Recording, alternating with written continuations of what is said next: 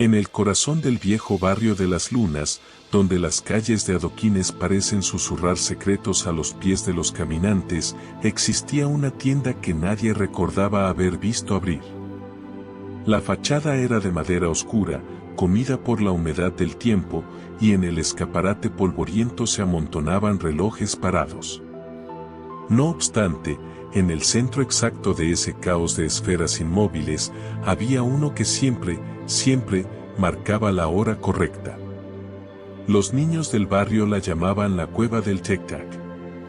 Decían que don Ezequiel, el dueño, no era un hombre, sino un fantasma que alimentaba el mecanismo del universo con los latidos que les robaba a los corazones tristes. Pero no era un fantasma. Don Ezequiel era un anciano encorvado, con manos tan quietas como el mármol hasta que tocaban un engranaje. Entonces, sus dedos danzaban con la precisión de un colibrí mecánico. Nadie entraba ya a pedir que le arreglaran un despertador. La gente moderna mira la hora en rectángulos de luz fría. Pero don Ezequiel no necesitaba clientes. Su verdadero oficio era otro, era un relojero de ecos. Esta mañana de otoño, cuando las hojas crujían como pergamino viejo bajo la suela de sus botines, don Ezequiel encontró a su primer visitante en meses. Era una niña de no más de 10 años, con un abrigo rojo demasiado grande y los ojos hinchados de haber llorado. Se llamaba Alba. Señor, dijo la niña con un hilo de voz, ¿usted puede arreglar algo que no hace tic-tac, pero que se ha roto por dentro? Don Ezequiel dejó la lupa sobre el mostrador y la miró por encima de sus gafas de carey. Tenía los ojos grises, del color del cielo antes de una tormenta que nunca termina de estallar. Depende, pequeña Alba. ¿Es acero o es alma? La niña no se sorprendió de que supiera su nombre. En el barrio de Las Lunas, todo el mundo sabía que don Ezequiel escuchaba cosas que aún no se habían dicho. Es mi abuelo, sollozó Alba. Se ha ido. Y la casa está tan silenciosa que me duelen los oídos. Quiero oír su risa otra vez. Don Ezequiel asintió lentamente. Se giró y desapareció entre las sombras de la trastienda, un laberinto de péndulos de latón que oscilaban en perfecta sincronía a pesar de que no estaban conectados a ninguna batería. La niña esperó, conteniendo la respiración, hasta que el anciano regresó con un objeto extraño entre las manos. Era un reloj de bolsillo. Pero no tenía números romanos ni agujas. La esfera era de un cristal tan puro que parecía agua congelada, y dentro, flotaba una diminuta niebla dorada.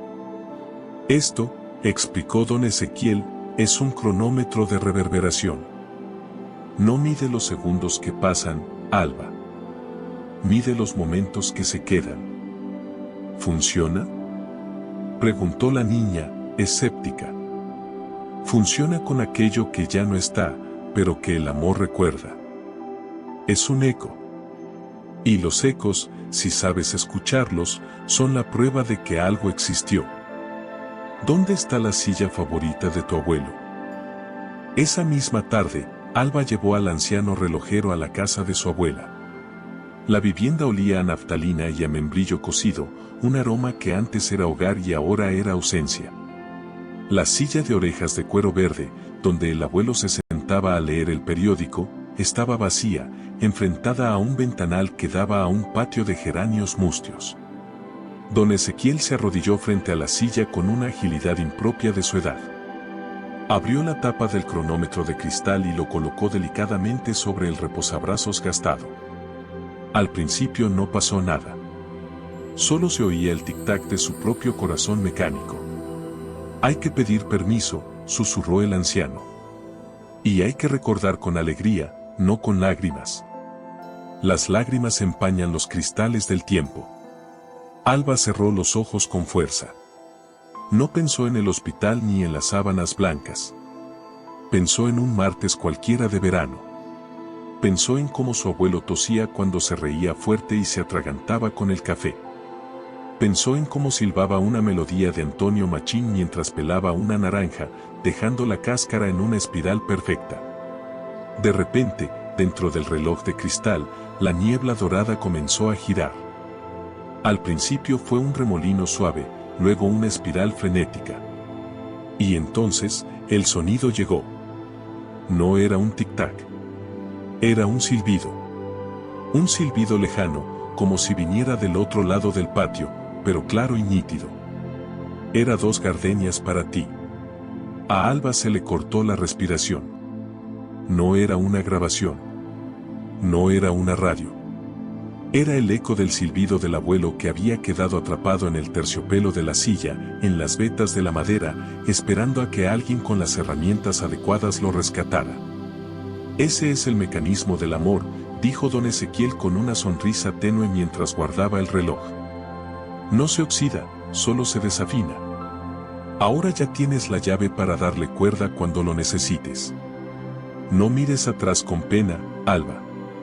Mira alrededor con oídos de relojera. Pasaron las estaciones. Alba creció.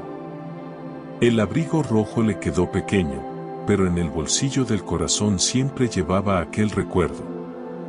A veces, en los inviernos más crudos, cuando el silencio de la vida adulta pesaba demasiado, se sentaba junto a la ventana de su minúsculo apartamento en la gran ciudad y abría el cronómetro de cristal. Apretaba la tapa contra su pecho y esperaba. Y allí estaba, el silbido. El olor a naranja. El chasquido de las páginas del periódico. No eran fantasmas que asustaban, eran ecos que arropaban.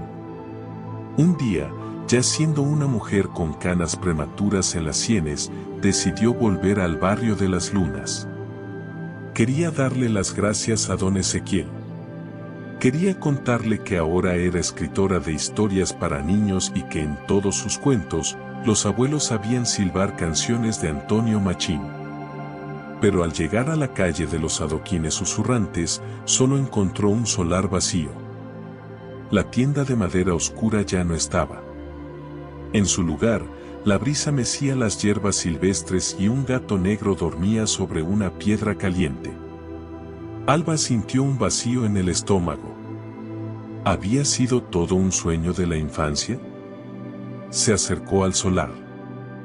El gato la miró con indiferencia y se alejó perezoso. Justo donde el felino había estado durmiendo, Alba vio algo brillar entre la tierra. Se agachó. Era un pequeño engranaje de latón. Y junto a él, una nota amarillenta doblada en 4, protegida por una laja de pizarra. Con dedos temblorosos, Alba desdobló el papel. La tinta era sepia y la caligrafía elegante y firme, de otra época. Querida Alba, no te preocupes por la tienda. Los lugares como este no necesitan paredes. Los relojes que arreglo no miden el tiempo que huye, sino el amor que permanece. Me he mudado a otro barrio, al otro lado del eco. Si alguna vez el silbido se apaga, recuerda que el mecanismo lo llevas tú ahora. No necesitas un relojero. Tú eres el eco. Firmado, Ezequiel. PD, cuida del gato. No es mío, pero le gusta dormir donde antes latía un corazón de cuerda. Alba se incorporó. El viento agitó las hierbas del solar y, por un instante, le pareció oír el lejano y amortiguado sonido de 1.000.000 de relojes dando la misma hora en algún lugar invisible.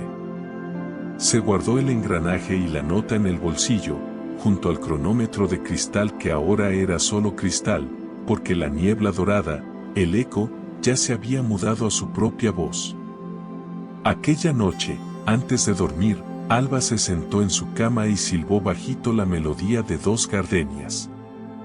No era perfecta, desafinaba un poco al final, igual que su abuelo. Y en el silencio de su habitación, el sonido rebotó contra las paredes, creando un eco nuevo. Un eco que ya no era pasado, sino presente. Un eco que ella misma había fabricado. Porque al final, Todos somos relojeros de ecos. Solo necesitamos a alguien que nos enseñe a escuchar el tic-tac escondido en el silencio.